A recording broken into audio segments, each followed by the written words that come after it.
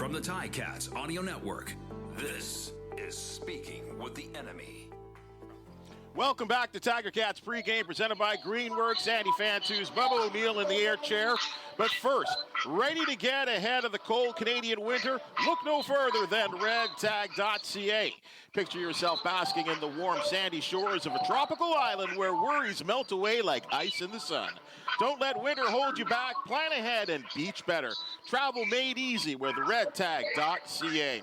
Well, like we always try to do, we investigate today's game from an Alouettes angle. Time for Speaking with the Enemy, presented by redtag.ca. To help us along, he is the voice of the Montreal Alouettes from TSN, Sean Campbell. How are you today there, sir? I'm doing well. It's a beautiful day for football here at Percival Molson Stadium. You know, let me get straight to you here. And just as an overlook of the franchise and where we stand here just going into the playoffs, and I know I'd asked you this question much earlier in the season, so I kind of want an update. Jason Maas is the head coach. He's really done a nice job with your team. I think he has. I think that the team have really bought in what he's trying to implement. I think that offensively, he hasn't done exactly what he wanted or wants to do, and still feeling that there's a little bit of time to do that. But I think the overall feeling here is that Jason Maas was the right guy to come in. Look, we know what happened, and then Danny Mochocha took over, and all the assistants in Montreal wanted to have a crack at it. Anthony Calvillo, Byron Archambault, Noel Thorpe, they all had interviews for the head coaching job. But Jason Maas kind of came in, but he didn't disrupt too much of what was going well for the Alouettes. He did change the offensive scheme that he's putting in his system, but he really kept the coaches in place. And I think that even with the new head coach, he was able to take all the good stuff from last year for the Owls and move it into this year. So I think overall, heading into the end of the season and the playoffs, I mean, depending on what happens in the playoffs, a lot of people feel good of what Jason Maas has been able to do. Now, Sean, the questions about the offense, would those be more directed at the head coach, Jason Maas, or would some of them go towards Anthony Calvillo as the offensive coordinator?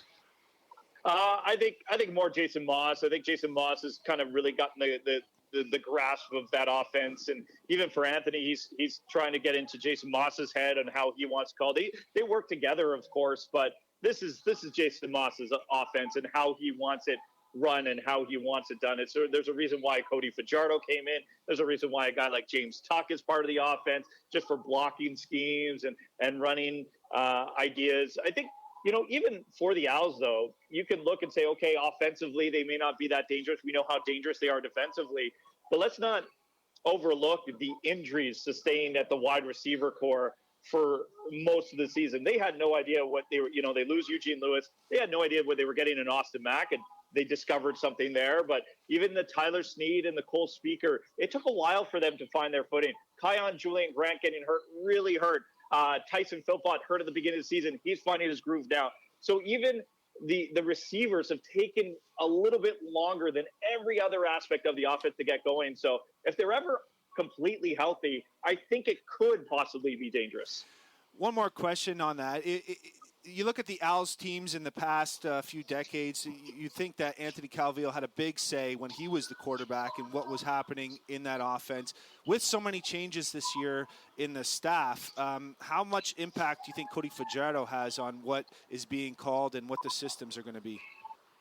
I don't know. I think it's mostly on the coaches. I'm not sure if a lot of that is on Cody Fajardo. Now, the only thing I guess we could look at Cody Fajardo is sometimes at the beginning of the season, it was interesting. They really kept everything in check, but when they went downfield, they were successful. They had a very high rate of deep plays early on this season, but they didn't challenge deep very often. It's very conservative what Jason Maas has put in to play. But now they've been going deeper a little bit longer, and then that percentage of success is coming lower.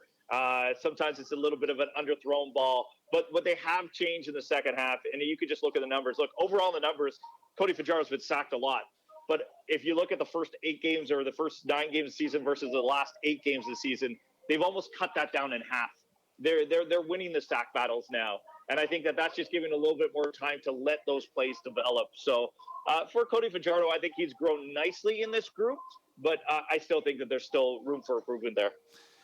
Yeah, That's fair enough. And you're talking about sacks. We got, Jamal Davis now on the Ticats, and he was a guy that anytime the Ticats were playing the Owls, I had my eye on him. What happened there? What caused the release? Now, I'm not a salary cap expert. Maybe that had a little bit something to do with it. Because, I look at a lot of these teams across the league, and I'm getting ready for games, and defensive linemen, usually most teams are dressing like 8 or 9, and there's so much rotation. The Owls kind of go a little bit differently, and a lot of time they're only dressing 6.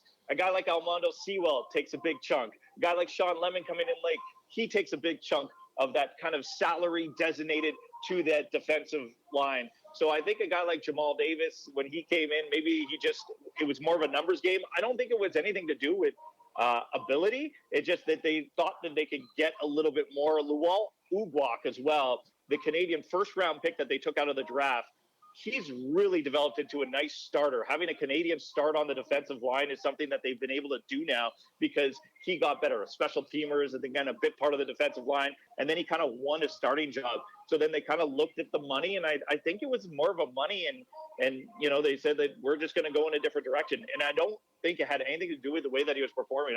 When Jamal Davis was here, I thought he was a very good part of that defensive line. Moving into the game tonight, what is your sense on how the Alouettes are approaching this game? I'm not 100% sure. And listening to Jason Moss, he keeps things really tight to the chest. He did say all 3 quarterbacks are going to play. But I'm trying to think. These 2 teams are going to play in the same place just an hour earlier, and it's going to mean everything. So if I was Jason Moss, and I'm not, if I was the Owls, first down, I'd run the ball. Second down, I'd do a 7-yard slant to my slot back, and then I'd rinse and repeat. And I don't care if I punt. And on defense, I'd rush 4, don't even blitz. Just see, I would make it the most simple game, whereas the Ticats would go back to the film and be like, this is trash. We can't use any of this in preparation for the game. So if I was the head coach, that's how I would play the game for the Owls. It doesn't matter win or loss. You could say bravado and pride and all that stuff. I think the players are past that. Salary cap reasons, most of the Owls starters will play. How long will they play? I'm not exactly sure. But I'm just saying, game plan-wise, if I was a CFL head coach and I was the Owls, that's how I would play. I know it's a little different for the Ticats because you still want to get Bo Levi Mitchell grooving a little bit. So I think that there's a little bit of a difference for the Ticats. But if I were the Owls, that's my game plan. Run, pass, punt.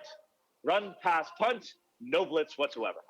Your favorite ice cream is vanilla? If today was the day. Look, I do play-by-play. I want excitement. I want everything. I want punt returns and kick returns. But I have very low expectations, at least from the Owls side on that part tonight.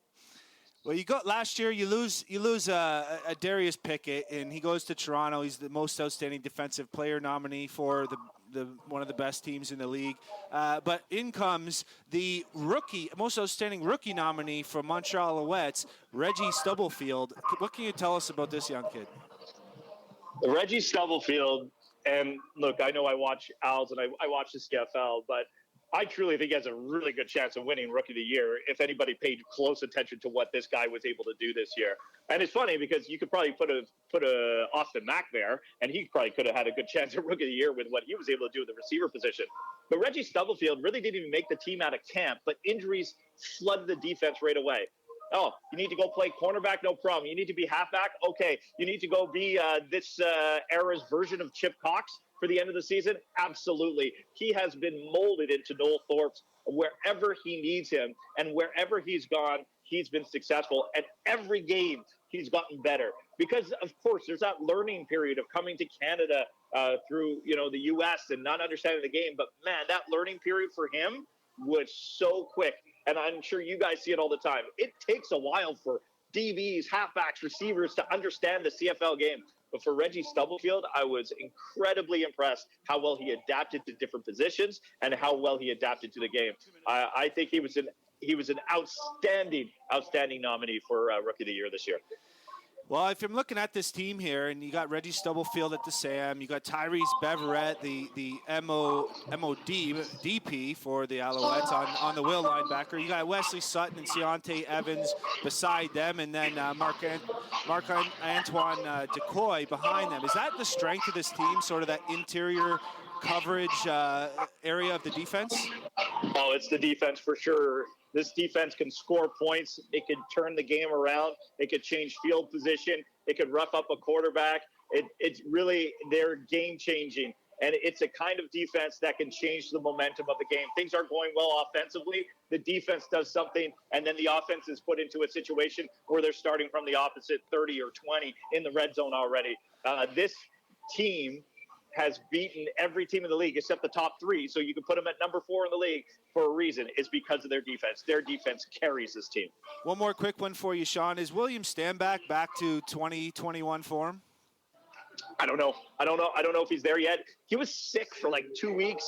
His son at daycare got sick, and then it hit him hard, and then the bye week. So he hasn't played in a while. But just before that happened about a month ago, he was looking as solid as he's looked all season long. He's been battling injuries. Every time I talked to him, he was like, I'm 93%, not 100. But now he's talking about 100%. So we'll see how he performs tonight. He's one of the guys. For me today, the Owls, see how Stanback plays. The other one is David Cote. They've had a little bit of kicking problems down the stretch. He's back after 2 stints on the IR. So we'll see how this happens for the Owls. But yeah, Stanback, he's getting there. He's getting there, but I don't know if he's there yet. Mr. Campbell, I guess this sort of late season rivalry between the Tiger Cats and Alouettes has just begun. We will connect next week. Have a great call, my friend. Have a good one.